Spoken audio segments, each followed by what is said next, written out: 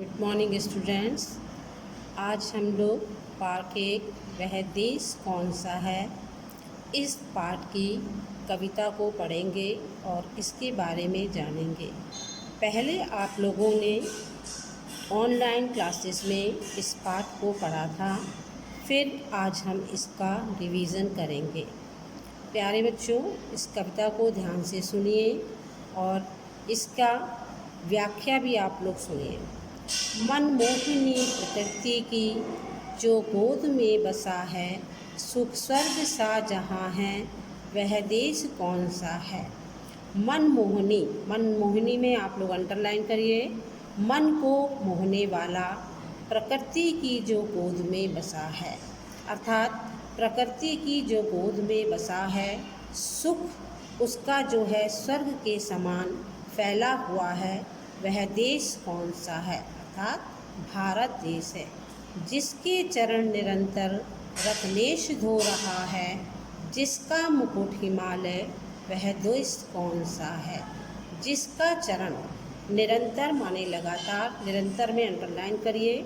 रत्नेश का अर्थ है समुद्र। जिसके चरण को अर्थात भारत के चरण को समुद्र जो है लगातार धो रहा है, जिसका मुकुट हिमालय, और हिमालय पर्वत जो है वह मुकुट बन के देश को सुशोभित कर रहा है।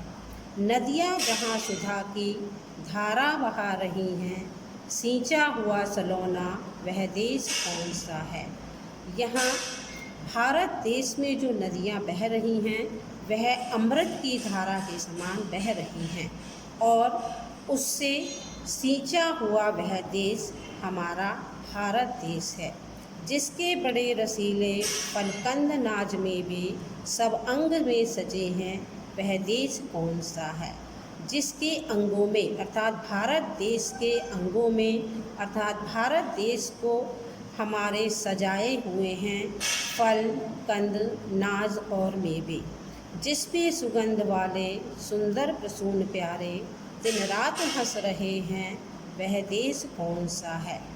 जो सुगंधित फूल हैं अर्थात सुंदर जो फूल हैं वह दिन रात खिलकर हमारे देश की सुंदरता को बढ़ा रहे हैं। सबसे प्रथम जगत में जो सभ्य था यशस्वी, जगदीश का दुलारा, वह देश कौन सा है। सबसे पहले संसार में जो सभ्यता का प्रतीक था, भगवान का प्यारा था, वह देश भारत देश है।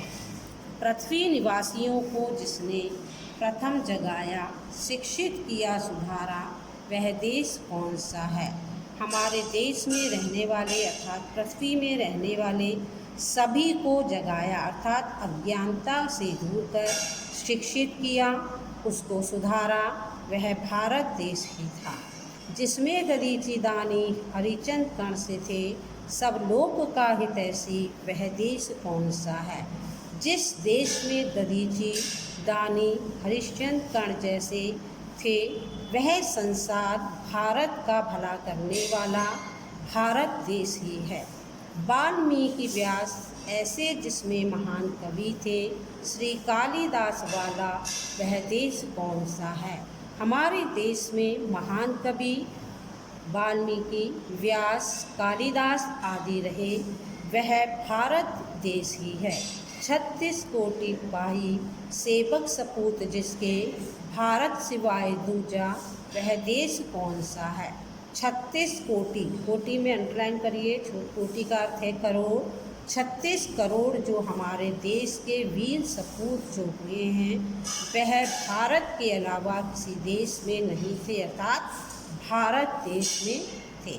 अब आप लोगों को इस कविता का सार समझ में आ गया होगा। अब आप लोग इसको अच्छे से पढ़िएगा। अब हम पार्ट 2 को 5 मिनट बाद बताते हैं।